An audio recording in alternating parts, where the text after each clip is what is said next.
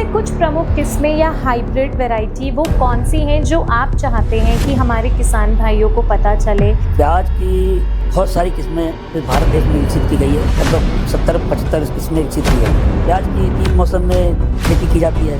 खरीफ मौसम, लेट खरीफ, जिसको पछेती खरीफ भी बोलते हैं, और रबी। क्या होना चाहिए जो कि प्याज की खेती को शुरुआत से अंत तक पूरा पोषण दे सके? अब रही पोषण की बात, तो अपन नर्सरी से चलते हैं। माइक्रो न्यूट्रिएंट और भी ऐसे होंगे जो बहुत जरूरी होंगे। बिल्कुल। क्या कुछ ऐसे माइक्रो न्यूट्रिएंट्स के बारे में हम बात कर सकते हैं? काला झुलसा भी तभी? काला झुलसा सबसे ज़्यादा खरीफ में नुकसानकारक है। रबी में काला झुलसा उतना नुकसानकारक नहीं होता, क्योंकि छोटे प्याज की डिमांड श्रीलंका, बांग्लादेश, इधर छोटे प्याज को रेट बड़े प्याज से ज़्यादा मिलता है। अच्छा। और अरबियन कंट्रीज में मीडियम आकार के प्याज को रेट ज़्यादा मिलता है, छोटे को कम और बड़े को कम मिलता है। यूरोपियन देशों में 6 mm से ज़्यादा बड़े आकार को प्याज को रेट ज़्यादा मिलता है, मीडियम और छोटे रेट को प्याज कम मिलता है। तो ग्रेडिंग करता है व्यापारी, और किसान वैसे ही बोरी में भर के ले जाते हैं।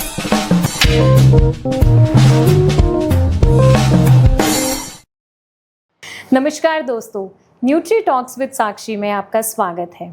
एक पहल आपको पोषक तत्वों के पास ले जाने की, एक कोशिश आपकी संपूर्ण पोषक तत्वों से दोस्ती कराने की। आज हम बात करेंगे प्याज से जुड़ी वैज्ञानिक तरीके से की जाने वाली कृषि के लिए। आज हमारे साथ जुड़े हैं एक ऐसे साइंटिस्ट जिन्हें स्वयं पूर्व राष्ट्रपति श्री प्रणब मुखर्जी जी ने किंग ऑफ अनियन की उपाधि से सम्मानित किया है। किंग ऑफ अनियन एक बहुत बड़ी उपाधि है सर, इसके बारे में हमें थोड़ा सा आप बताइए। जी, पहली बात तो सभी किसान भाइयों को और साथियों को मेरा नमस्कार। और जैसा कि प्याज आप जानते हैं, घर घर में हर जगह उसका उपयोग होता है, और प्याज ऐसा है, महंगा हो तो आँख में पानी आता है, सस्ता हो तो किसानों के आँख में पानी आता है, और ग्राहकों के आँख में पानी आता है, और गृहिणी तो रोज़ जब प्याज काटती है तो आँख में पानी आता है। लेकिन पानी आता है जब भाव अच्छे मिलते हैं, तो किसानों की आंखों में आनंद की पानी रहते हैं। और जब पकवान बनते हैं तो उस कटे हुए प्याज का स्वाद एक अलग ही अपने को जायका देता है। तो प्याज वास्तव में एक महत्वपूर्ण सब्जी है, जो दिनचर्या में हर समय काम में आती है, और पूरे भारत में नहीं, पूरे विश्व में भी इसको उपयोग में लाया जाता है। बिल्कुल बिल्कुल। आपने इतनी सारी प्याज की किस्में विकसित की हैं, इसमें से कुछ प्रमुख किस्में या हाइब्रिड वैरायटी वो कौन सी हैं जो आप चाहते हैं कि हमारे किसान भाइयों को पता चले, या जिन्हें वो अपनाएं और उससे उनकी कोई खास ऐसी कुछ खास विशेषताएं हो जो वो जानना चाहें? देखिए, प्याज की बहुत सारी किस्में इस भारत देश में विकसित की गई है। लगभग 70-75 किस्में विकसित की गई है।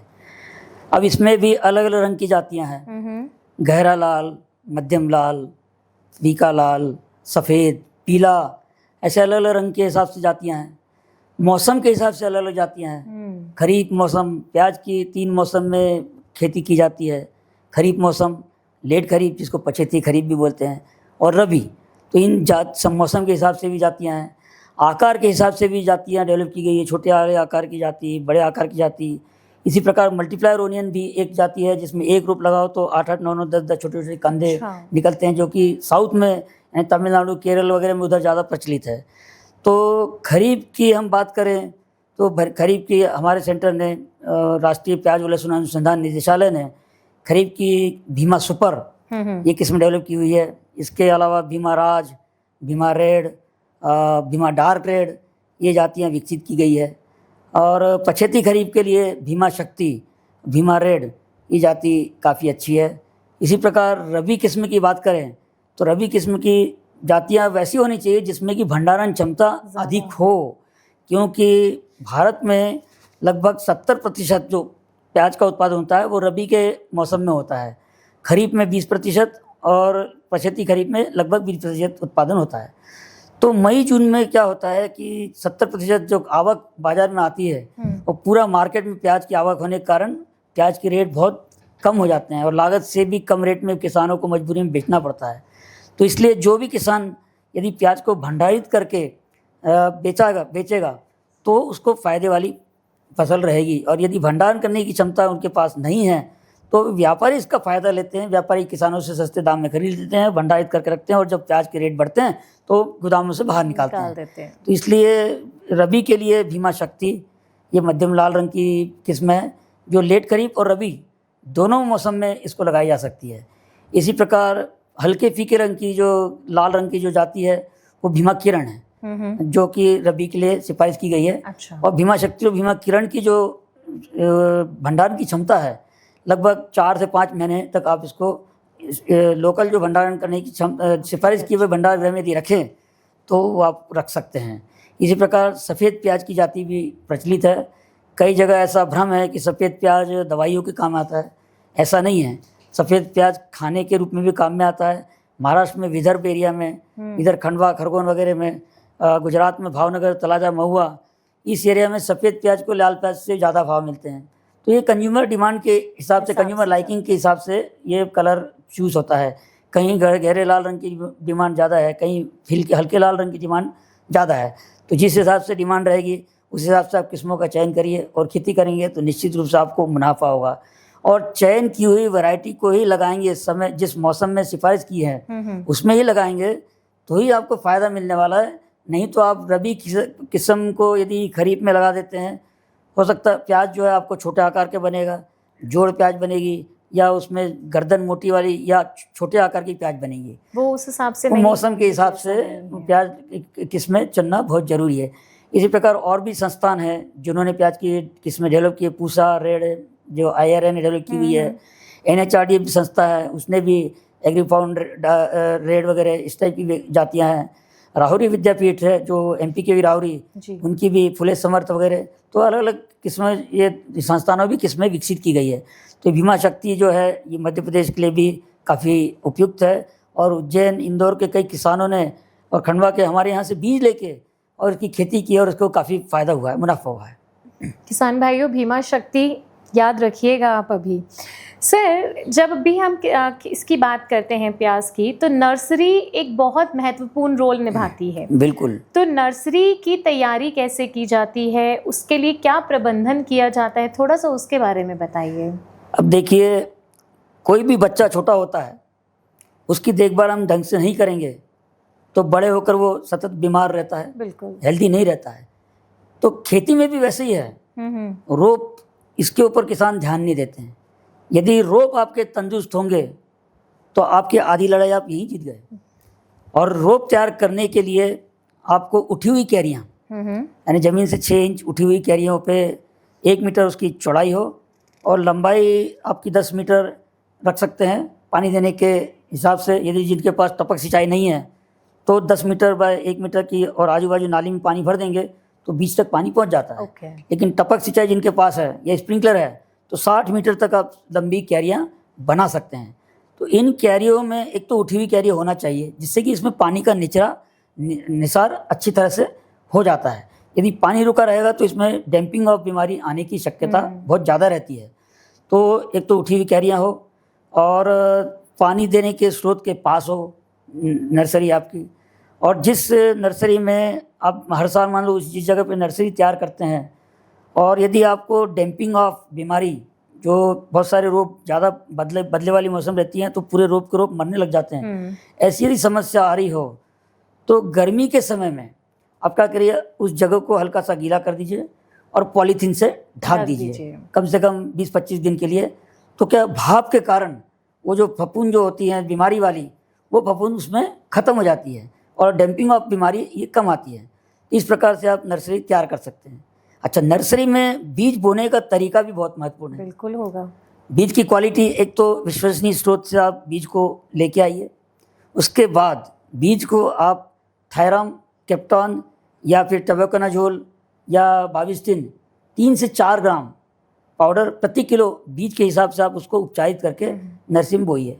और नर्सरी में किसान भाई क्या करते हैं, फेंक के बीज बोते हैं, वो गलत है। और सपाट पापे में बोते हैं तो क्या होता है कि पानी जब देते हैं तो हल्का बीज रहता है, वो एक किनारे में बह के चला जाता है जहाँ ढाल रहती है, और वहाँ नर्सरी बहुत घनी हो जाती है और जहाँ ऊँचे साइड में पतली होती है।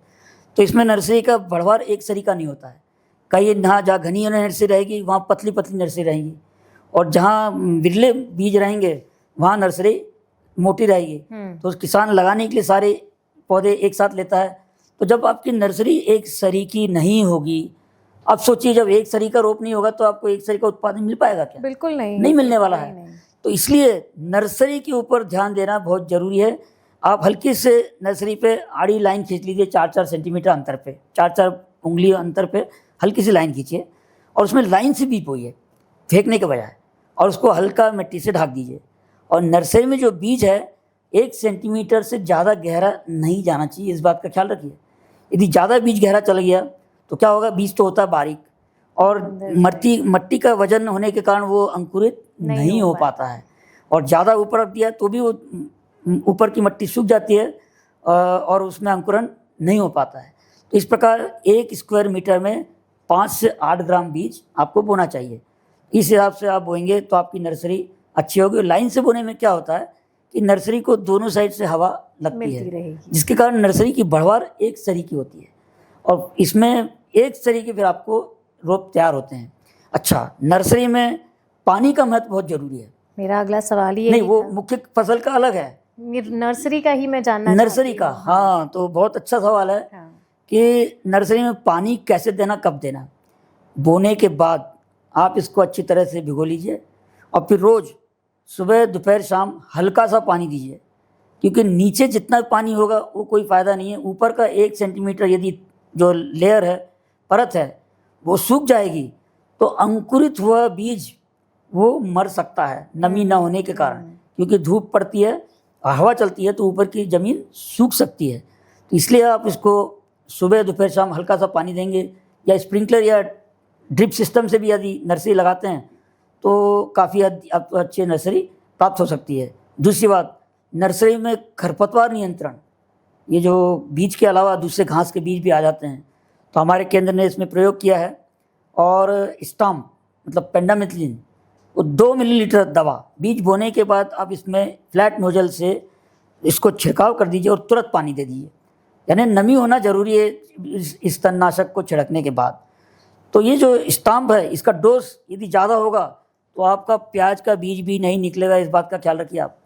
तो डोज बहुत ज़रूरी है। मुख्य फसल में इसकी सिफारिश ज़्यादा की गई है, लेकिन नर्सरी में इससे ज़्यादा सिफारिश नहीं की गई है, तो इस बात का ध्यान देना जरूरी है। अच्छा, नर्सरी कब लगाने योग्य है? मेरे को इससे पहले मैं आपसे ये ज़रूर पूछना चाहूँगी कि आपने अभी बताया कि जब आप रोपाई करते हैं तो लाइन टू लाइन करते हैं, तो वो लाइन टू लाइन के दोनों पौधों के बीच का कितना गैप होना चाहिए? ये तो नर्सरी में तो आप घना बीज बो सकते हैं लाइन टू लाइन 4 सेंटीमीटर, लेकिन मुख्य फसल में जो है आप वो 10 बाय 15 सेंटीमीटर है। अच्छा, तो ये तो मुख्य फसल में अभी अपन पहुँचे ही नहीं है। हाँ। अभी नर्सरी पे ही अपन चर्चा करेंगे, क्योंकि उसका उखाड़ना कब है, उसको ट्रीटमेंट कैसे करना है, जी। वो मुख्य फसल लगाने से बहुत महत्वपूर्ण है। तो खरीफ की नर्सरी मई जून में तैयार होती है, उस समय धूप बहुत ज़्यादा रहती है, तो आपको 1 मीटर ऊंचाई पे टाट के बोरे या शेड नेट का आपको हल्का सा आच्छादन करना पड़ेगा, जिससे कि गर्मी के कारण ऊपर की लेयर नहीं सूखे, खरीफ की नर्सरी के लिए खासकर। और बरसात की नर्सरी जो अक्टूबर की नर्सरी है या रबी के लिए है, उसके लिए उतना प्रॉब्लम नहीं होता है, क्योंकि वातावरण में नमी रहती है और धूप भी कम रहता है। तो खरीफ नर्सरी में हल्का सा आपको शेड देना पड़ता है और पानी की व्यवस्थापन अच्छा करना पड़ता है। अब रोप जो है लगाने का कब उपयुक्त होता है?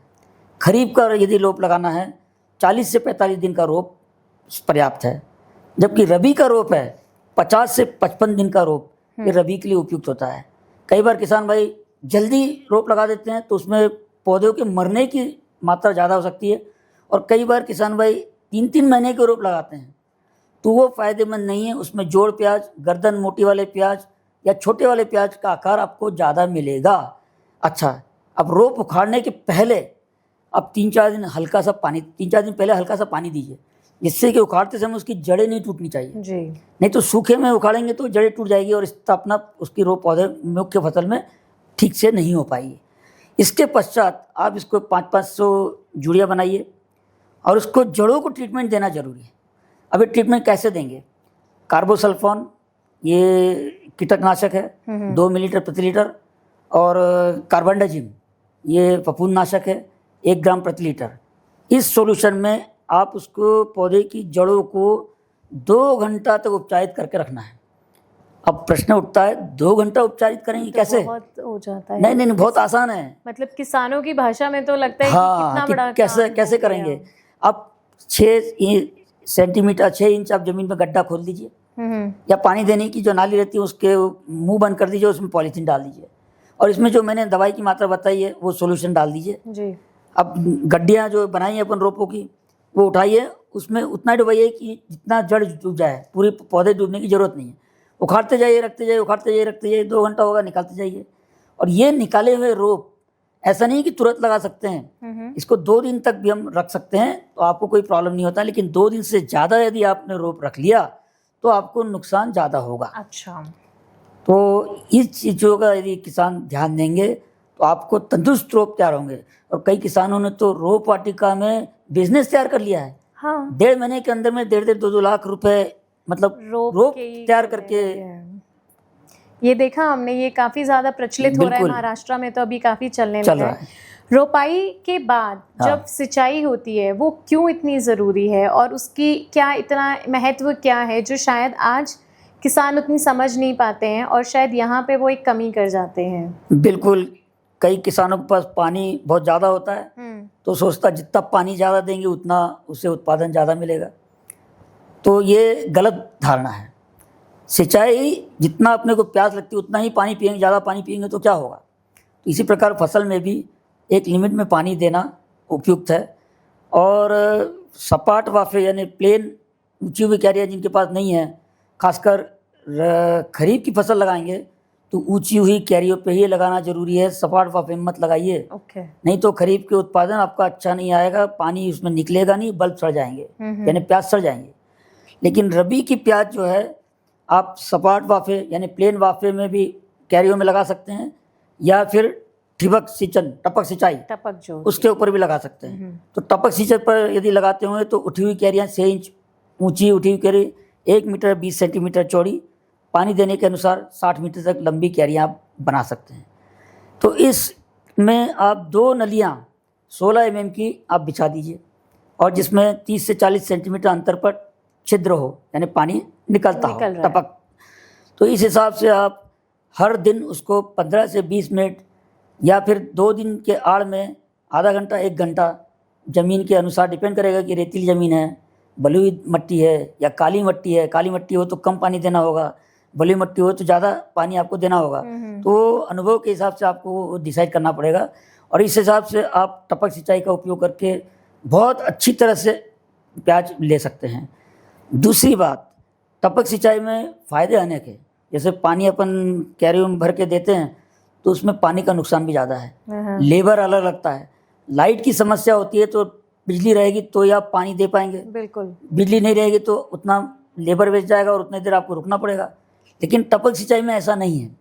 इवन प्याज की रुपाई करते समय कई बार किसान लोग क्या है, प्याज को गीला कर लेते हैं क्यारियों को, उसके बाद रुपाई करते हैं। अब लाइट ही नहीं रहेगी तो रुपाई कैसे करेंगे? सही बात है ना। तो टपक सिंचाई में ऐसा नहीं है। आप लगाने के 3-4 दिन पहले हल्का सा पानी दीजिए, इतना पानी दीजिए कि उसके ऊपर बैठ के आप प्याज लगा सकें।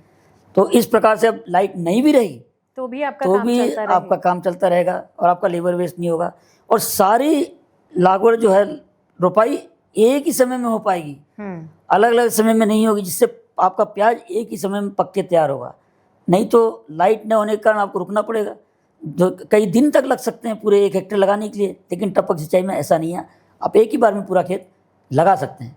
दूसरा, टपक सिंचाई में फ़ायदा ऐसा है कि लेबर बचता है। बिल्कुल। 40% पानी की बचत है, 20 से 25% उत्पादन में बढ़त है, क्योंकि इसमें ए और बी ग्रेड का जो प्याज है वो ज़्यादा मिलता है, बशर्ते अपने क्यारियों से पानी देते हैं तो।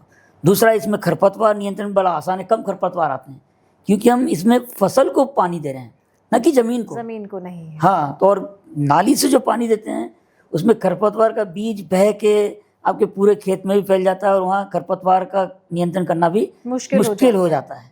तो ये पानी का महत्व किसान भाइयों को देना जरूरी है। अब क्योंकि न्यूट्री टॉक विद साक्षी का मेन ऑब्जेक्टिव ही यही है कि हम पोषक तत्वों की बात करें, तो मेरा अगला सवाल भी उसी से उठेगा कि प्याज की फसल में एक पूरा पोषक तत्व का प्रबंधन क्या होता है। आरडीएफ तो सब जानते हैं कि क्या आरडीएफ है, पर असल में क्या होना चाहिए जो कि प्याज की खेती को शुरुआत से अंत तक पूरा पोषण दे सके? अब रही पोषण की बात, तो अपन नर्सरी से चलते हैं, बिल्कुल वहीं से शुरुआत करेंगे। है ना। नर्सरी में 500 स्क्वायर मीटर में 500 किलो अच्छी सड़ी हुई गोबर की खाद या compost, 2 kilogram nitrogen, 1 kilogram phosphorus और 1 किलोग्राम पोटैश, इसकी मात्रा में आप जमीन में रोपाई के पहले अच्छी तरह से मिला दीजिए। साथ में ट्राइकोडर्मा का भी उपयोग करिए। ट्राइकोडर्मा सवा किलो से 1.5 किलो 1 हेक्टेयर के लिए सिफारिश किया है। इस हिसाब से आप नर्सरी में भी और मुख्य फसल में भी आप उसको उपयोग करेंगे। तो ये तो रहा नर्सरी में खाद की मात्रा। और आवश्यकता पड़ी तो 1 किलो नाइट्रोजन यूरिया जो है आप रोपाई के बुआई के 20-25 दिन बाद भी दे सकते हैं। और आवश्यकता पड़ी तो माइक्रोन्यूट्रिएंट के भी छिड़काव आप कर सकते हैं। और सल्फेक्स वेटेड पाउडर का छिड़काव भी करते हैं तो सिरे का जो सूखना रहता है ना, वो सिरे से सूखना कम हो जाता है और अच्छी हरी नर्सरी, तंदुरुस्त नर्सरी तैयार हो जाती है। अब आइए अपन मुख्य फसल पे। मुख्य फसल में खाद कितनी देनी, कैसे देनी जी, ये बहुत महत्वपूर्ण है। बिल्कुल हमारे जीवन के लिए संतुलित खाने का बहुत महत्व है। हम सिर्फ रोटी और चटनी खाते रहेंगे तो क्या हमारा बढ़वार अच्छा होगा? बिल्कुल नहीं। बिल्कुल नहीं होगा। इसी प्रकार वो भी एक जीव है, सजीव है, उसको भी संतुलित आहार की आवश्यकता होती है। तो रबी मौसम के लिए 110 किलोग्राम नाइट्रोजन, 40 किलोग्राम फास्फोरस और 60 किलोग्राम पोटैश। प्याज में तीखापन होता है तो इसमें 30 किलोग्राम गंधक, ये अलग से सिफारिश किया गया है। प्याज तो वैसे भी सल्फर लविंग है, इसलिए सल्फर को डालेंगे तो आपका भंडारण भी अच्छा होगा, क्वालिटी अच्छी होगी, साइज अच्छा बढ़ेगा। तो ये तो रहे NPK तत्व की मात्रा। अब ये जो NPK तत्व है ये किसी भी खाद से आप दे सकते हैं जी। आप ग्राम सेवक होंगे या कोई कृषि अधिकारी होंगे, उनसे गणना करवा सकते हैं भाई जैसे यूरिया 100 किलो देना है तो कितना लगेगा। अब 100 किलो देना है तो 46 किलो उसमें नाइट्रोजन होता है जी। 100 गुणित 100 भागित 46 तो 220 किलोग्राम 220 किलोग्राम यूरिया देंगे तो 100 किलो नत्र मिलेगा। बिल्कुल। तो इस हिसाब से म्यूरेट ऑफ पोटैश 50 किलो मान लो देना है तो 100 गुणित 50 भागीले 60, क्योंकि 60 उसमें म्यूरेट ऑफ पोटैश होता है तो लगभग 82-83 किलोग्राम म्यूरेट ऑफ पोटैश। तो इस प्रकार आप किसी भी खाद में ये तत्व दे सकते हैं। ये मैंने मुख्य तत्व बताए जी। तो ये भी कब देना, कैसे देना। फास्फोरस, पोटैश और गंधक ये लगाने के पहले जमीन में मिला दीजिए। साथ में 8 से 10 टन अच्छी सड़ी हुई गोबर की खाद या कंपोस्ट या फिर 5 टन वर्मी कंपोस्ट और 5 टन पोल्ट्री खाद, ये जमीन में इन खाद के साथ मिला दीजिए आप। उसके बाद नत्र को 3 भाग करिए। पहला भाग लगाने के समय आप दे सकते हैं, ठीक है। दूसरा भाग लगाने के 1 महीने बाद और तीसरा बचा भाग लगाने के 45 से 50 दिन बाद। यानी कहने का मतलब नत्र जो है लगाने के 60 दिन के अंदर ही दिया जाना चाहिए। उसके बाद यदि आपने नत्र दिया तो प्याज के कंद को लागू नहीं होता। वो पत्तियां बढ़ती है, गर्दन चौड़ी होती है और नीचे प्याज छोटा रह जाता है।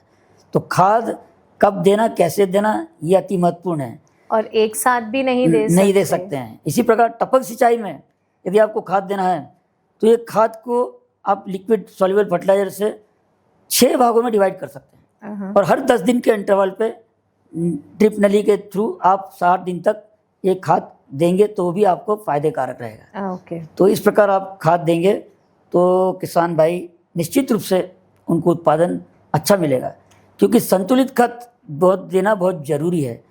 अब रासायनिक खाद देने के कारण क्या हुआ, किसान असंतुलित खाद का उपयोग ज़्यादा करता आया और टेक्नोलॉजी को दोष देने लग गया कि रासायनिक खाद के कारण हमारी ज़मीन खराब हो गई। उसके कारण नहीं हुई, हमने असंतुलित खाद का उपयोग किया। गोबर की खाद जब से रासायनिक खाद है वो उसका उपयोग करना छोड़ दिया।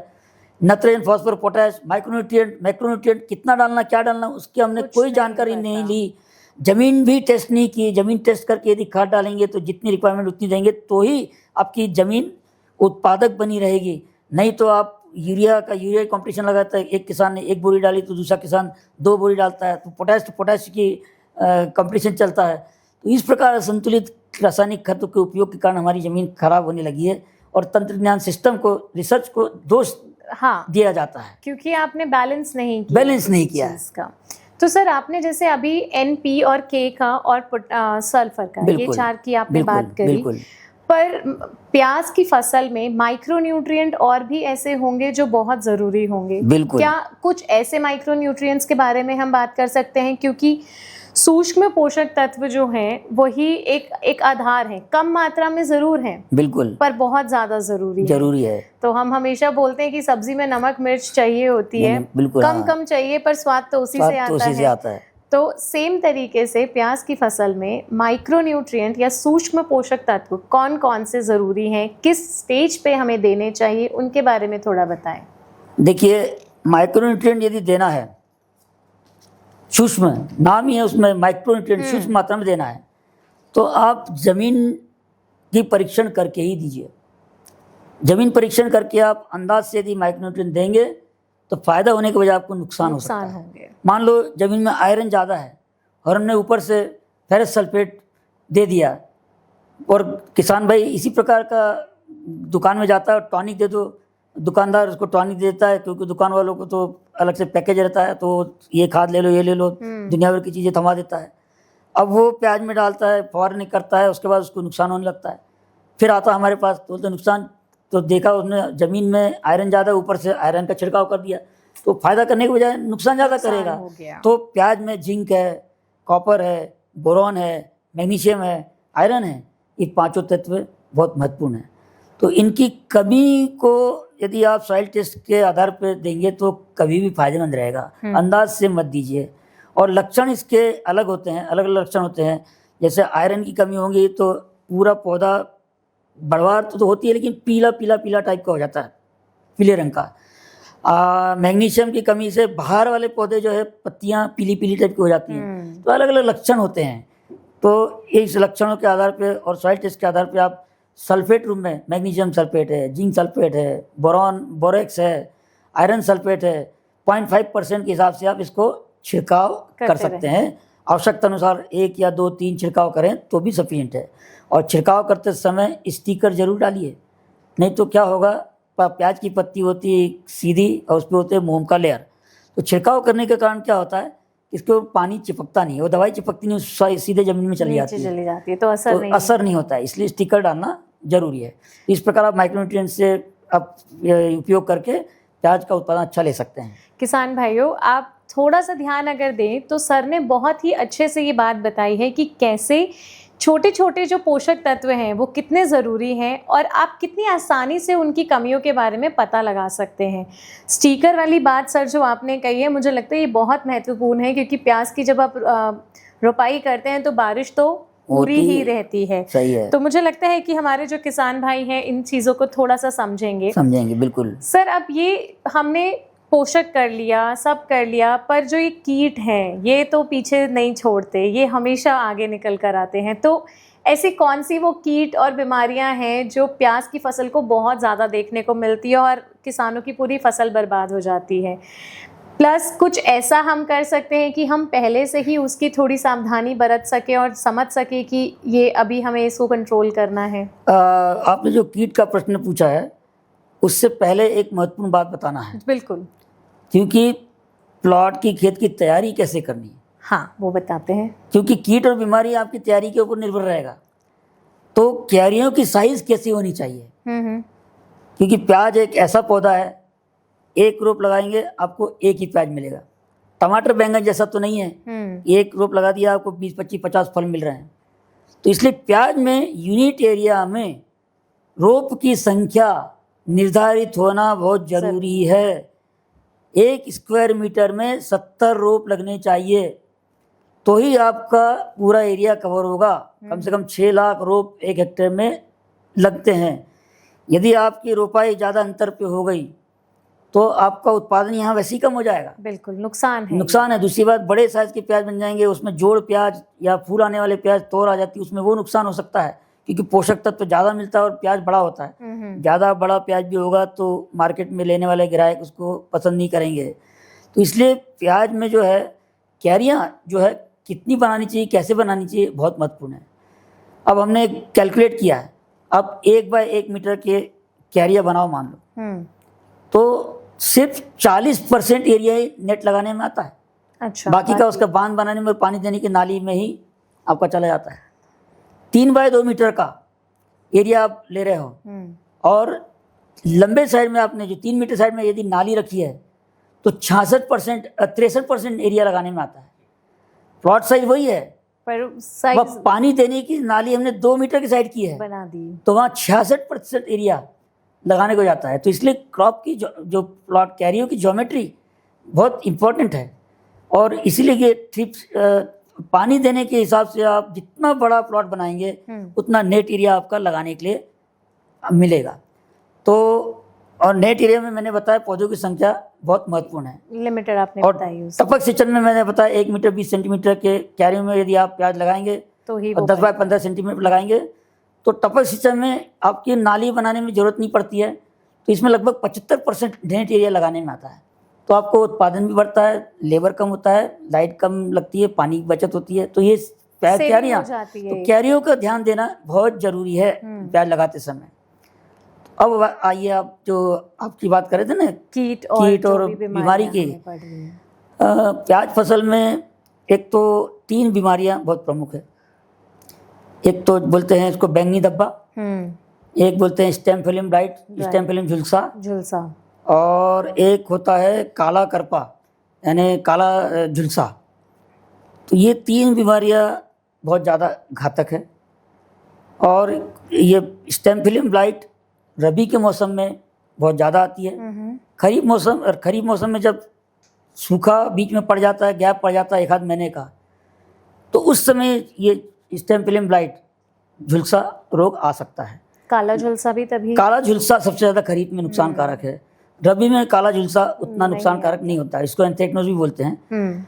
तो खरीफ में अभी जिन्होंने यदि ऊंची हुई कैरियों पे रोपाई नहीं की हुई हो, ट्राइकोडर्मा नहीं डाला हो और संतुलित खाद का उपयोग नहीं किया हो, सही आयु के रोप नहीं लगाए हुए हो और व्यवस्थापन सही नहीं किया होगा, पानी का निचरा अच्छा नहीं होगा, तो ये काला करपा जमीन जन रोग है। ये शुरुआती में थोड़े से स्टार्ट एरिया में आता है, तो उसी समय आप उसको कॉपर ऑक्सीक्लोराइड से ड्रेंचिंग करके वहाँ कवर कर लीजिए। यदि आपने शुरुआत के साल में उसको कवर नहीं किया तो अगले साल वातावरण यदि बदली नुमा रहा और उष्णता बीच में गैप पड़ती है, गर्मी पड़ती है, तो ये जो काला करपा जो है काला झुलसा, ये पूरे ज़मीन में फैलता जाता है। और आप प्याज के ऊपर प्याज यदि लगाते रहेंगे हर साल, तो वो उसको क्रॉप रोटेशन फॉलो नहीं करेंगे तो उस खेत में प्याज की खेती 5-7 साल में लेना मुश्किल हो जाएगा। तो इसलिए क्रॉप रोटेशन बीमारियों के लिए बहुत ज़रूरी है। आप किसान भाई एक खेत है मान लो उसके पास, उसको उसने 4 भाग करने चाहिए और 4 अलग अलग फसल लगाइए, जिससे मान लो किसी एक फसल से उसको नुकसान भी हो रहा हो तो 3 फसल उसके हाथ में इंश्योरेंस का काम करती है। बिल्कुल, है ना। और साथ में क्रॉप रोटेशन भी वो चलता रहता है। तो आपको फसल भी अलग अलग ले पा रहे, क्रॉप रोटेशन भी कर पा रहे, आपको मुनाफा भी हर फसल से आप समय पे ले सकते हैं। क्रॉप रोटेशन की बात आपने सर बहुत अच्छी करी है, क्योंकि मुझे लगता है कि शायद भारतीय किसान, कुछ किसानों को छोड़ दें तो बाकी किसान क्रॉप रोटेशन या इंटर क्रॉपिंग जैसी चीज़ों पे तो ध्यान ही नहीं देते। आजकल क्या है ना, वो अंधी चाल है, अंडा देने वाली मुर्गी को काट दो तो अंडा देने कहाँ से मिलेगा आपको, सोने का अंडा। तो भेड़ चाल है, प्याज में इस साल रेट अच्छा मिल रहा है तो प्याज के ऊपर प्याज लगाते रहो। शुरू में तो आपको 2-3 साल तो कोई दिक्कत नहीं जाएगी, बाद में वो आंसू टपकाएगा क्योंकि खेत में बीमारी बढ़ जाएगी, कीड़े बढ़ जाएंगे और उसमें जो पोषक तत्व जमीन में तो वो भी पूरा निकाल लेता है, तो आपको प्याज की खेती करना बहुत दुभर हो जाएगा। इसलिए क्रॉप रोटेशन तो बहुत ज़रूरी है। और साथ में आप ग्रीन मैन्यूरिंग का भी, बरसात के समय में ग्रीन मैन्यूरिंग, हरी खाद जो बोलते हैं वो उपयोग करो। तो आजकल गोबर की खाद भी मिलना मुश्किल हो पाती है, तो हरी खाद का भी उपयोग आप कर सकते हो और अपनी ज़मीन के उपजाऊपना बनाए रखते हैं। कार्बन तत्व मेंटेन रख सकते हैं, क्योंकि कार्बन तत्व होना जमीन में बहुत आवश्यक है, बहुत ज़्यादा ज़रूरी। बिल्कुल। तो ये जो हमारी पूरी फसल है, इसकी हार्वेस्टिंग भी बहुत महत्वपूर्ण हो जाती है। क्योंकि उगा तो लिया, पर अब हार्वेस्टिंग का जब समय आया, उसके समय जब हमने थोड़ी सी भी गलती की तो वो पूरी फसल को खराब कर देता है। बिल्कुल। हार्वेस्टिंग के बारे में आपका कैसा सुझाव है कि कैसे हार्वेस्टिंग होनी चाहिए? देखिए, हार्वेस्टिंग की बात करें तो पूरी परिपक्व होने के बाद ही निकालना चाहिए। अब परिपक्व पूरी कैसे पता चलेगा? खरीफ मौसम में तो गर्दन उसकी गिरती नहीं है, लेकिन पौधा पीला पड़ने लगता है। 90 से 100 दिन के स्टेज में आप उसको देखेंगे तो प्याज भी बन जाता है और वो उखाड़ने लायक हो जाता है। और रबी की फसल की बात करें तो इसमें गर्दन गिरती है जनरली। अच्छा। तो जब तक 70% गर्दन गिर जाए तब उसको पत्ती समेत उखाड़ना चाहिए, और पत्ती समेत उखाड़ के एक दूसरे की पत्ती से ढक कर उसको खेत में ही 3-4 दिन सूखने दीजिए। इन 3-4 दिन में क्या होता है, पत्ती का रस वो प्याज के अंदर उतरता है। अच्छा। और उसकी गर्दन बारीक हो जाती है सूखने के कारण। नहीं तो किसान क्या करता है, उखाड़ता है और तुरंत काट लेता एकदम सट के काट देता है। उसके कारण उसमें क्या है, एक रस निकलने लगता है और उस रस के ऊपर जमीन के जो फफूंद रहती है बीमारी करने वाली, वो उसके ऊपर चिपक जाती है और वो भंडारण में रखता है। तो इसके कारण भंडारण में नुकसान ज़्यादा हो सकता है। इसलिए फील्ड क्यूरिंग बहुत ज़रूरी है। तो 70% गर्दन गिरने के बाद आप फील्ड क्यूरिंग करिए। पानी कब रोकना है जी, वो बहुत जरूरी है। उखाड़ने के पहले पानी कब रोक, कई बार किसान गीला करके प्याज उखाड़ते हैं। हाँ, ये मैंने कई बार वो तो तुरंत मार्केटिंग के लिए तो ठीक है, लेकिन भंडारण करके यदि रखना होगा तो वो भंडार में आपका प्याज नहीं टिकेगा। तो ये जो गर्दन 3-4 दिन में अच्छी बारीक हो जाती है और 2 सेंटीमीटर अंतर छोड़ के आप इसकी गर्दन काटिएगा, जिससे कि, और उसको यदि आप हो सके तो मरोड़ दीजिए। अच्छा। तो उसका गर्दन बंद हो जाता है, अंदर जो कवक जो है वो घुस नहीं पाती है। अब मैं बता रहा था आपको कोई पानी कब रोकना है। जी, पानी कब रोकना है। गर्मी की फसल में, बरसात की फसल में तो जनरली पानी की ज़रूरत पड़ती नहीं है। कभी कभी इक्का दुक्का कहीं गैप आ गया तो आपको पानी देना पड़ता है। लेकिन गर्मी की फसल में जब 3 से 4 या 5% गर्दन गिर जाती है, पत्तियाँ मतलब गिरने लगती है, उस समय आप प्याज का पानी तोड़ दीजिए। जनरली 120 से मतलब 100 दिन के आसपास 105-110 दिन पे पत्तियाँ गिरने लगती है, उस समय आप उसको तोड़ दीजिए। और 70% जैसे मैं बताया कि गर्दन गिरेगी तो पत्ती समेत निकालना है। और सुखाना ऐसा है कि उसको, प्याज को धूप नहीं लगनी चाहिए। अच्छा। धूप लगेगी तो सन स्कैल्ड हो जाएगा, जल सकता है गर्मी के कारण।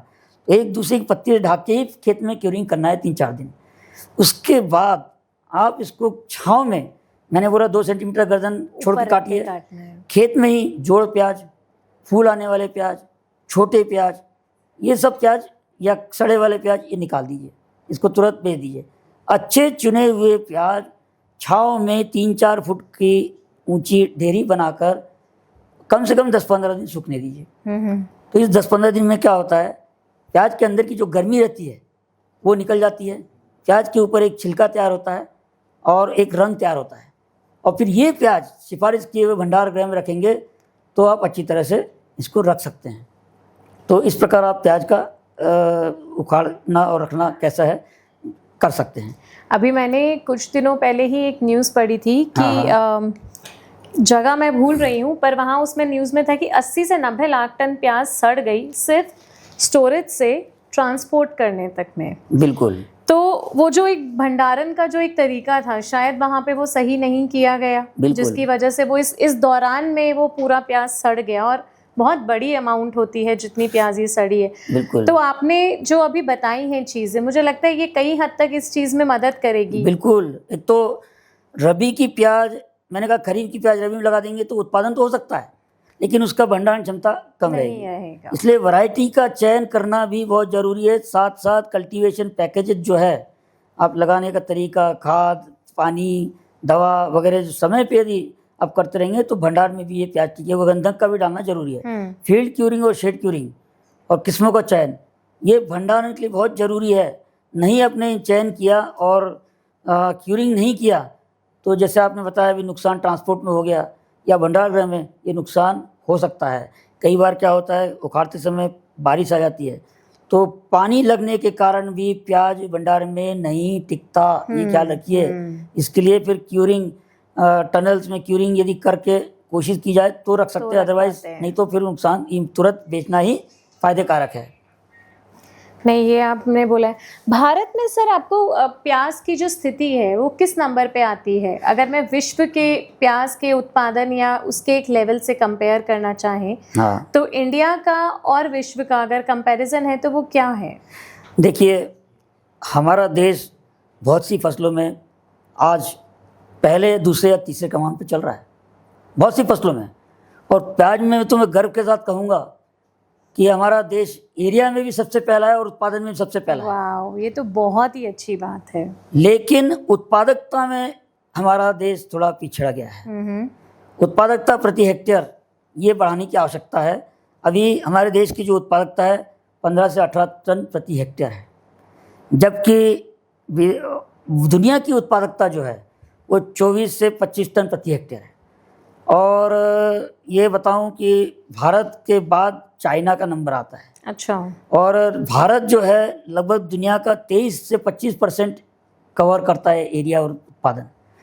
और ये जो हम हमारे भारत की यदि बात करें तो भारत में महाराष्ट्र सबसे आगे है। बिल्कुल, हाँ। 43 से 45% तो अकेला महाराष्ट्र ही कवर करता है। लेकिन बड़ी खुशी की बात है कि आने वाले ये 4-5 सालों में मध्य प्रदेश ने बहुत अच्छी प्रगति की है और प्याज के क्षेत्र में और राज्यों को पीछे छोड़ दिया है। गुजरात, कर्नाटका, राजस्थान, इनको पीछे छोड़ के मध्य प्रदेश आज दूसरे नंबर पे आ गया है।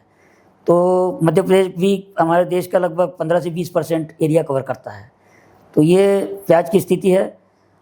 दूसरी बात करें तो महाराष्ट्र में सोलापुर, नासिक, सातारा, पुणे, नगर, तो इस एरिया में प्याज का उत्पादन ज़्यादा होता है। अभी तो हमारे एमपी में भी खरगोन, इंदौर, खंडवा, उज्जैन, रतलाम, ये मैं तो आपको बताना चाहूँगा कि इंदौर से किसान भाई हमारे केंद्र में ट्रेनिंग लेने के लिए खुद के खर्चे से आए थे। तो बहुत ही अच्छी और 3 दिन का ट्रेनिंग का कार्यक्रम था। वहाँ पर ट्रेनिंग लेके गए, उन्होंने खेती की, उनको निश्चित रूप से फ़ायदा हुआ। उन्होंने हमसे बीज लिया और हमसे बीज लेते रहते हैं और इस प्रकार कोई भी जानकारी हो तो हमसे प्राप्त करते रहते हैं, तो उनको निश्चित रूप से फ़ायदा हो रहा है। तो क्या आप ऐसे ट्रेनिंग प्रोग्राम रोज़ाना चलाते हैं या नहीं? ट्रेनिंग प्रोग्राम के लिए या तो किसान अपने खर्चे से आए या फिर आत्मा के दौरान या कोई स्टेट गवर्नमेंट की फंड एजेंसी कोई प्रोवाइड करती हो, तो उस हिसाब से हम लोग ट्रेनिंग प्रोग्राम 3 दिन का कर सकते हैं। 25 किसानों को रुकने की हमारे यहाँ व्यवस्था है। हाँ। जैसे मानिए कि क्योंकि आपकी ये बात मुझे बहुत ही अच्छी लग रही है कि एक ग्रुप ऑफ किसान हम अगर करते हैं जो एक बेहतर पद्धति से खेती करना चाहते हैं प्याज की, बिल्कुल। उन्हें अगर ICAR या आपकी ट्रेनिंग सेंटर में ट्रेनिंग करनी है तो उसके क्या कैसे कर सकते हैं? कोई बात, इसमें 25 किसान के रुकने की हमारे पास व्यवस्था है। आप ट्रेनर्स को ट्रेन करिए, यानी इसमें भी प्रोग्रेसिव किसान लीजिए जी, जिससे क्या है कि वो ग्रास्प अच्छी तरह से कर पाएंगे टेक्नोलॉजी को। तो उसके लिए या तो 25 किसान हम तो निवेदन कर सकते हैं, वो अपने खर्चे से आना जाना रहने का यदि व्यवस्था कर देते हैं। रहने के लिए तो है व्यवस्था, लेकिन उसका पेमेंट को ज़्यादा नहीं है, 100 रुपये पर डे के हिसाब से खर्चा रहता है। तो इस प्रकार से भी ट्रेनिंग हम आयोजित कर सकते हैं, या फिर स्टेट गवर्नमेंट डिपार्टमेंट के थ्रू ट्रेनिंग ऑर्गेनाइज हो सकती है, या आत्मा के थ्रू, आत्मा में भी ट्रेनिंग का प्रावधान रहता है। तो उस एरिया के किसान भाई आत्मा को संपर्क करके स्टेट गवर्नमेंट में और आत्मा के थ्रू भी हमारे यहाँ आए तो उनको ट्रेनिंग हम दे सकते हैं। तो ईमेल के द्वारा चर्चा करके और इस प्रकार फंडिंग का ऑर्गेनाइजेशन हो जाए, या कोई कंपनी हो, प्राइवेट कंपनी है, वो भी स्पॉन्सर करती है, या NGO है वो स्पॉन्सर करता है, इस प्रकार कोई स्पॉन्सर करे तो हम किसान भाइयों को 3 दिन की ट्रेनिंग बहुत अच्छी तरह से दे सकते हैं। तो किसान भाइयों, ICAR के दरवाजे आपके लिए खुले हुए हैं। आप अगर एक बेहतर तरीके से खेती करना चाहते हैं और आप प्याज की बेहतर उत्पादन चाहते हैं, तो ये साइंटिस्ट जो भी वहाँ आपको सिखाएंगे वो सब बहुत ही एक्सपीरियंस्ड होते हैं और उनकी जो नॉलेज है वो कहीं ना कहीं खेती में नज़र आती है। सर, एक्सपोर्ट के बारे में क्या ख्याल है? अभी आपने बताया कि प्याज 25 से 30% विश्व का प्याज हमारे भारत में है, तो एक्सपोर्ट का क्या पॉइंट है कि क्या एक्सपोर्ट कितना होता है, और अगर एक्सपोर्ट नहीं भी हो रहा है या जो भी है, अगर किसी किसान को एक्सपोर्ट करना है तो उसके लिए क्या बातों का ध्यान रखना है? देखिए, हमारा देश प्याज में दूसरे तीसरे स्थान पर एक्सपोर्टर के रूप में जाना जाता है, और एवरेज हम 18 लाख टन प्याज एक्सपोर्ट कर रहे हैं। पिछले 3 साल पहले तो हमने 25 लाख टन प्याज का भी एक्सपोर्ट किया हुआ है। लेकिन एक्सपोर्ट के लिए हमें कंटिन्यूस सप्लाई प्याज की बहुत ज़रूरी है। हमारे यहाँ पर क्या होता है, 4 साल में एक साइकिल आती है। एक साल तो 100 रुपये किलो सब भेड़ चाल चलते हैं, सब दूसरी फसल को छोड़ के प्याज के पीछे भागते हैं, फिर प्याज मार्केट में ज़्यादा आने लगता है। फिर रेट होते डाउन, ₹2 ₹5 किलो भी कोई नहीं खरीदता फिर है, वो फेंकते हैं फिर वो सब। फेंके जाते हैं। फिर सरकार को बोलते हैं इसको कुछ कैसे करो, हमको रेट दिलवाओ, एक्सपोर्ट करो। अरे एक्सपोर्ट ऐसे थोड़ी ना होता है। आप किसी किराना दुकान पे जाएंगे और एक बार सामान नहीं मिला, दूसरी बार नहीं मिला, तीसरी बार नहीं मिला, तो आप क्या करेंगे? आप उसको छोड़ देंगे। कहीं और जाए। तो यही चीज़ हमारे प्याज के साथ भी हो रही है कि हमारे किसान भाई प्लानिंग करके खेती नहीं कर रहे हैं। रेट ज़्यादा तो भेड़चाल चलते हैं, ज़्यादा प्याज रहेगी तो एक्सपोर्ट करने की बात करते हैं, लेकिन कम प्याज रही तो उस समय क्या करेंगे? तो इसलिए एक्सपोर्ट करने के लिए कंटिन्यूस और क्वालिटी का उत्पादन किसान भाई उत्पादन तो करता है। कई बार किसान कुछ 50-50 टन भी हमारे ऐसे किसान जो उत्पादन ले लेते हैं, लेकिन वो बहुत गिने चुने किसान हैं। और फिर क्वालिटी, अच्छा, उसमें भी 50 टन ले तो लिया, मार्केट योग कितना है? 40-50% मार्केट हो गया था। बाकी के छोटे प्याज, जोड़ प्याज, डबल प्याज या अलग अलग रंग के मिक्सचर वाले प्याज, ऐसे प्याज वो किसान उत्पादन करता है। इसका फायदा व्यापारी लेते हैं, क्योंकि व्यापारी क्या है, देखिए छोटे प्याज से भी रेट निकाल लेता है, बड़े प्याज से भी निकाल लेता है। क्योंकि छोटे प्याज की डिमांड श्रीलंका, बांग्लादेश, इधर छोटे प्याज को रेट बड़े प्याज से ज़्यादा मिलता है। अच्छा। और अरबियन कंट्रीज़ में मीडियम आकार की प्याज को रेट ज़्यादा मिलता है, छोटे को कम और बड़े को कम मिलता है। यूरोपियन देशों में 6 mm से ज़्यादा बड़े आकार को प्याज को रेट ज़्यादा मिलता है, मीडियम और छोटे रेट को प्याज कम मिलता है। तो ग्रेडिंग करता है व्यापारी और किसान वैसे ही बोरी में भर के ले जाता है। यदि ग्रेडिंग करके किसान मंडी में प्याज ले जाएगा उसको अलग भाव में, तो उसको निश्चित रूप से अलग भाव मिलेगा। और इसका यही तो खामियाजा किसान भुगतते हैं कि बोरी में सोचता है कि बड़े प्याज के साथ छोटे प्याज भी मिला के मैं ले जाऊं तो मेरे को अच्छा मुनाफा मिलेगा। ऐसा नहीं होता है। या कई बार बोरी में नीचे छोटे प्याज भरता है, ऊपर बड़े प्याज रखता है, तो वो भी उसके कारण धोखा होता है। विश्वास बनाना व्यापारियों में मुश्किल हो जाता है। आजकल तो अभी इसलिए नेटलॉन बैग आ गई। अच्छा। नेटलॉन बैग, नायलॉन की बैग जो आती है ना, जो हाँ, वो तो उसमें कम से कम दिखता है तो, और उसका उपयोग भी बहुत अच्छा है। पहले गनी बैग में प्याज भरते थे, अब उसमें गनी बैग में क्या होता था, एक्सपोर्ट करने के लिए भी या ट्रांसपोर्ट करने के लिए भी कई प्याज मान लो सड़ गई तो गनी बैग का उतना भाग खराब सड़ जाता है और वो बोरी फिर से आप उपयोग में नहीं ला सकते। लेकिन नायलॉन नेटलॉन बैग में क्या है, इसको आप सड़ भी गया तो वो सड़ती नहीं है, उसको फिर से फफूंदनाशक में उसको डुबा के धो लीजिए, उसको रीयूज कर सकते हैं आप जी। और दूसरी बात, पैकिंग में हल्की भी है, ड्यूरेबल है। हाँ। और पारदर्शी होने के कारण उसके अंदर में प्याज क्या है वो पूरा, तो एक विश्वास व्यापारी और किसानों के बीच में बनता है। और इसी प्रकार एक्सपोर्ट में भी बात करें तो मैंने बताया साइज़ के हिसाब से डिमांड अलग अलग कंट्री का अलग अलग है, तो इसलिए ग्रेडिंग करके मार्केटिंग करना बहुत ज़रूरी है।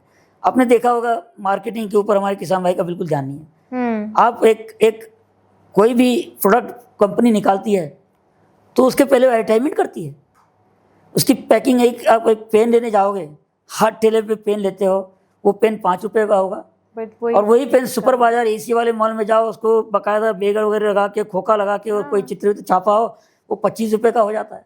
तो देखिए ₹5 का चीज़ ₹25 में ब्रांडिंग। तो ये किसानों को भी ब्रांडिंग करते आनी चाहिए।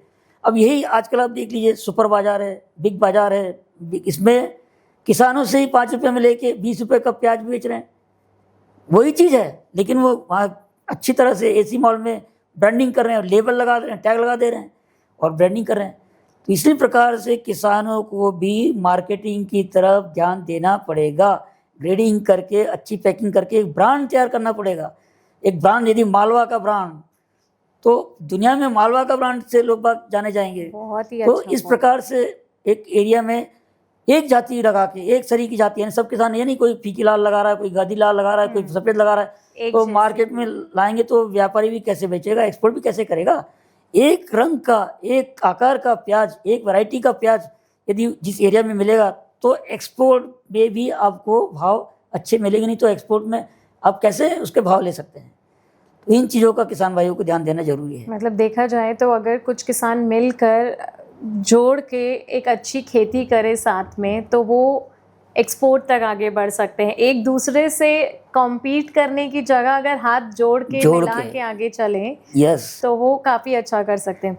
आपकी ब्रांडिंग की बात से ही मुझे बिल्कुल याद आया कि एक बार एक आलू के खेत में थे हम लोग, और वहाँ पे जब वो हार्वेस्ट कर रहे थे तो वो बेबी पोटैटोज जो होते हैं, छोटे आलू, जिसको वो निकाल ही नहीं रहे थे, क्योंकि उनका क्या कहना था कि इससे क्या मिलेगा, कुछ मिलेगा ही नहीं और इतनी तो लेबर लग जाएगी मेरी इसमें। तो हमारे जो साथी लोग और गए हुए थे, तो मैंने उन्हें ऐसे ही बोला, यार तुम ही भर लो, इसके लिए तो बर्बाद है।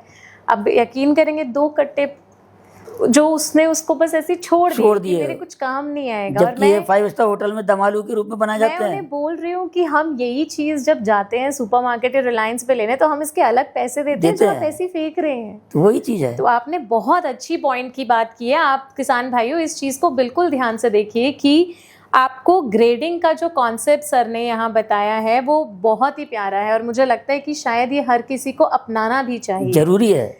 अपनी खुद की चीज़ों को जब तक वो आगे नहीं लाएंगे तो किसी को समझ में भी नहीं आएगा इस चीज़ में। सर, जैसे प्याज एक सिर्फ फसल के तौर पे नहीं देखी जाती, इसके साथ जुड़े बहुत से और प्रोसेसिंग के तरीके होते हैं। हाँ। जो आपको एक तरीके से देखा जाए तो व्यवसाय का अलग रूप दे देते हैं। बिल्कुल। तो मुझे थोड़ा सा उस बारे में भी बताएं, ताकि हमारे कुछ ऐसे किसान भाई जो थोड़ा बेहतर करना चाहते हैं पर उन्हें नहीं पता कैसे, शायद उन्हें एक मार्गदर्शक इस बात से मिले। बिल्कुल। प्याज के प्रोसेस प्रोडक्ट भी आप बना सकते हैं, यानी प्रसंस्करण जिसको बोलते हैं। एक तो निर्जलीकृत प्याज, यानी प्याज को सुखा के आप उसको उपयोग कर सकते हैं। वो डिहाइड्रेटेड ओनियन जिसको बोलते हैं। और हमारे भारत में इसकी मार्केटिंग की अपार संभावना है। अभी उतना प्रचलित नहीं हुआ, लेकिन धीरे धीरे प्रचलित होता जा रहा है। क्योंकि आप देख रहे होंगे शहरों में वाइफ और हस्बैंड दोनों नौकरी में रहते हैं। अब उनको प्याज काटने का समय कहाँ है? आजकल तो कटी हुई सब्जियां भी रेडीमेड आने लग गई है।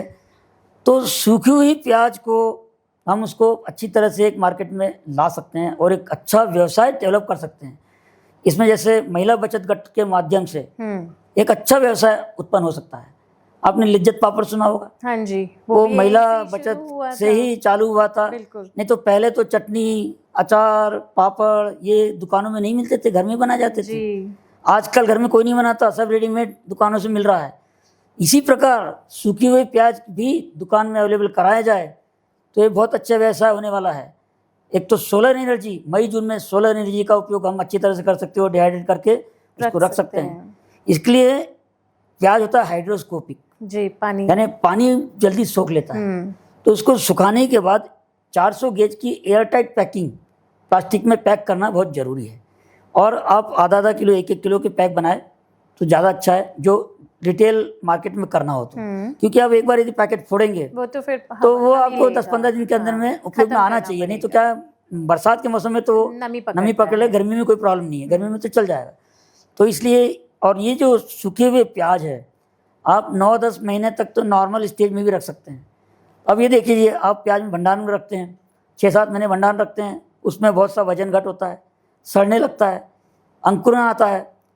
तो आप इसको यदि प्रोडक्ट में कन्वर्ट कर लेंगे तो जो भंडार में होने वाला नुकसान है वो बच जाएगा और हम प्रोडक्ट में बना सकते हैं। तो एडिशनल एम्प्लॉयमेंट भी जनरेट हो रहा है और घर में भी उसको रखना आसान है।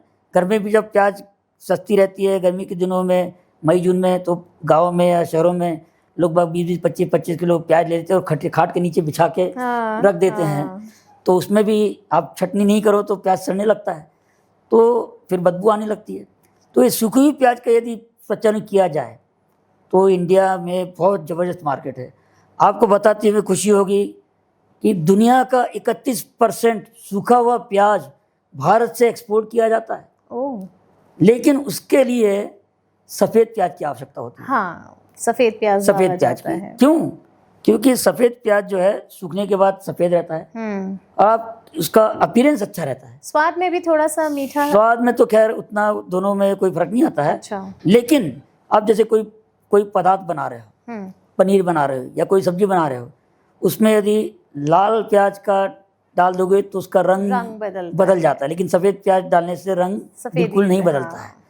अब सफ़ेद प्याज भी वैसे अब बता दूं कि महुआ, भावनगर और तलाजा में लगभग 150 छोटे स्केल के सुखाने वाले प्याज के प्लांट्स लगे हुए हैं। एशिया का सबसे बिगेस्ट प्लांट जलगांव में डिहाइड्रेशन का प्याज का लगा है। अभी गुजरात में भी एक और उसी आकार का प्लांट लग रहा है। तो एक्सपोर्ट की असीम संभावना है और हमारे देश में भी इसकी कंजम्पशन बढ़ाने की बहुत अच्छी संभावना है। इसके अलावा आप प्याज का अचार भी बना सकते हैं। अच्छा, जो छोटी वाली प्याज रहती है उसको विनेगर में बोलते हैं विनेगर, ना, सिरका में डाल के, सिरका प्याज। तो वो 5 स्टार में देखिए आप उसको कितने रेट रहते हैं। तो इस प्रकार आप प्याज के अलग अलग, प्याज के बीज का तेल भी निकाल सकते हैं। आजकल आप देख रहे होंगे हेयर ऑयल में कलौंजी कलौंजी नहीं, वो प्याज का बीज अलग है, और कलौंजी उसी टाइप का रहता है, लेकिन प्याज का बीज है वो। तो उसके भी हेयर ऑयल में ओनियन ऑयल करके तो उसके लिए उसका उपयोग किया। तो इस प्रकार आप कई अलग अलग व्यवसाय इसमें आप डेवलप कर सकते हैं। जो महिलाएं ये शो देख रही हैं, आपके पास कितनी सारी संभावनाएं हैं प्याज को लेकर, आप क्या क्या कर सकती हैं। सिर्फ आपको एक कदम आगे बढ़ाने की ज़रूरत है। हमें यकीन है कि आज जो आपने ये सारी बातें सर हमें बताई हैं, इससे प्याज के एक्सपोर्ट से लेके जो हमारे देश में भी प्याज का उत्पादन हो रहा है उसमें कई हद तक बेहतरी और बढ़ोतरी होगी। जरूर। आपकी इतनी सटीक और आपका जो इतने सालों का एक्सपीरियंस है वो आज हम और हमारे साथ हमारे कितने सारे किसान भाइयों के काम आने वाला है। इसके लिए मैं आपको बहुत ज़्यादा दिल से शुक्रिया करना चाहती हूँ, क्योंकि प्याज एक ऐसा टॉपिक है, एक ऐसी फसल है जो शायद लोगों के बहुत करीब है, बिल्कुल। और इसके ऊपर सही नॉलेज होना बहुत ज़रूरी है। और आपने जिस अंदाज से आज इस नॉलेज को, इस सारी बातों को हमारे किसान भाइयों तक पहुंचाया है वो बहुत ही काबिले तारीफ़ है। सो न्यूट्री टॉक्स विद साक्षी की पूरी टीम की तरफ से आपको बहुत बहुत शुभकामनाएं कि आपने एक इतना अच्छा एक अपना एक्सपीरियंस, एक नॉलेज हमारे साथ शेयर किया है। न्यूट्री टॉक विद साक्षी में आज के लिए इतना ही। हम फिर मिलेंगे एक नई फसल के साथ, एक नए पोषण के साथ। तब तक आप अपनी इस प्याज की फसल का ध्यान रखें और इसको आगे बढ़ाते चलें। धन्यवाद। नमस्कार।